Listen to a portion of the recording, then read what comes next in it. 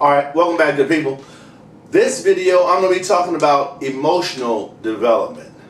Now, when you're thinking about emotional development, that's probably an area that you don't really want to touch on too much, right? Most of us don't share those types of emotions, like crying or, sadness or depression and what, on and on, right? The list continues. But today, we live in a time where mental illness is real.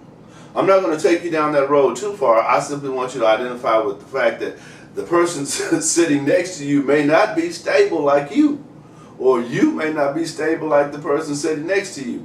And that's okay if you can get that under control, because it's important that you're able to identify certain things about what's going on with you. Now, it's not necessary that you spend too much time trying to understand the next person, but it is absolutely essential that you understand what's going on within you, because it's your life. You are the one making the decisions about what's going to happen and how things will happen in your life. No one else. So at the end of the day, not the end of your life, but at the end of the day, you need to be able to understand where you are going forward. Are you in control? Are you out of control? Do you want to be in control? Because you can do that. You can control where you are, what you're doing, to a point. Especially if your past is kind of, like following you everywhere you go. And, from time to time, this thing called life brings us circumstances and situations that become, let's say, they hang around, right? Like a situation may come into your life and it may be there for like 10 years. I know, and it's not good, right? But things don't come to stay, they come to pass, right? So if it's going to stay that long, you're going to have to be okay with it at some point. You're going to have to get where you can do other things with that being there, right? Now, I'm not telling you anything you don't know.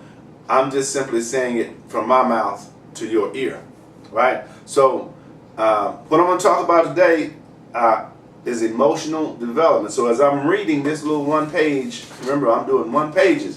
I like one pages because they're quick, they're efficient. I pretty much just take out the golden nuggets that are in there and I share those with you guys, right? But it requires research that I do some things on the computer so that I can print them up and share them with you. And I'm not a doctor by no stretch of the imagination. I am a consultant, but I consult people on how to start businesses, right? Or how to run their business. I don't have anything to do with the mental health, but I am a student of understanding why we do things that we do or why we're like we are, right? And a lot of that has to do with our emotions, how we react to something. Like I can come into a room and shout at you, and some people will cry. Some people will get angry, right? Some people will be okay with it. Why do you do those? What makes that person act the way they act, right? That's always fascinated me. Okay, continuing on. Emotional development.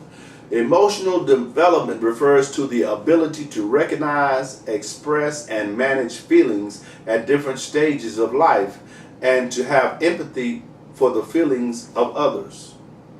Make sense? All right. The development of these emotions, which include both positive and negative emotions, are largely affected by relationships with parents, siblings, and peers. Did you know that? Because see, as I was doing this research, I learned some things that I didn't know. It was really like, you know what? All that mattered. When I think back, all that mattered. You think about certain things that you experienced growing up that it really didn't matter, but it did, especially if you can still remember to this day. In my mind. All right. Infants between the ages of 6 and 10 weeks begin to show emotions with a social smile accompanied by actions and sounds that represent pleasure. Children are developing their social and emotional skills in early childhood. This influences their mental health and well-being now and in the future. Children grow and change in many ways during their primary school years. As well as growing physically, children develop socially, emotionally, and cognitively. During a child's second year, toddlers begin expressing shame, embarrassment, and pride, which are learned emotions based on their culture. As they acquire language and learn to verbalize their feelings, they can express their emotions of affection, distress, pain, and fatigue. By the age of 3, children begin to understand society's rules regarding the appropriate expressions of emotions. Children acquire the ability to alter their emotional expressions by around age 4. A wider variety of self-regulation skills is displayed by children ages 7 to 11. As school-aged children deal with their emotions and the people involved with them, they develop social skills. Their self-esteem is influenced by how they feel others view them. Let me read that again. Their self-esteem is influenced by how they feel others view them. If children believe in themselves and their abilities, they can have a stable, positive self-concept about themselves.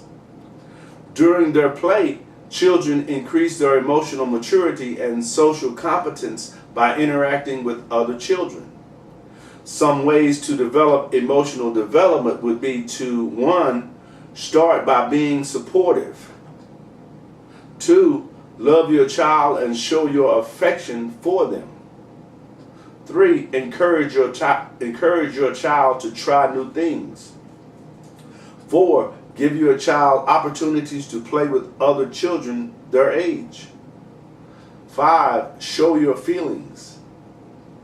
6. Establish daily routines. And 7. Acknowledge your child's feelings. You see, that little one page of information had a lot of good things in it, right? And if you play this video back to someone else, or if you share this video with someone else, they'll get something probably that you didn't get, right? Because that information is valuable, especially if you're having children, or if you have children and you're raising children, and you're focusing on understanding the emotional development part of how what makes that child a strong, individual. Because going through this thing called life, you have to be strong. You have to be able to let things kind of go off your back, or you have to be able to choose your battles, so to speak, right? You don't want to just attack everybody who attacks you. Sometimes it's better just to kind of sidestep and let it go on, right? Because as you get wiser in life, you understand that some things are better just left as they are, right? If someone comes in and starts to, talk in a negative way, sometimes it's better just to not let that affect you, just to let it go. And then it will pass, right? Because as I told you, things don't come to stay. They come to pass, right? At some point you'll be past that. Life will continue on. And you'll be getting better doing what it is that you're doing. And you'll look back and you say, wow, this person really tried to throw me off. But I didn't let that happen, right? Emotional development. Got to understand it, right? My name is Larry James. My company is Speaker Larry. Don't forget to share these videos, like these videos, and I'll see you on the next video.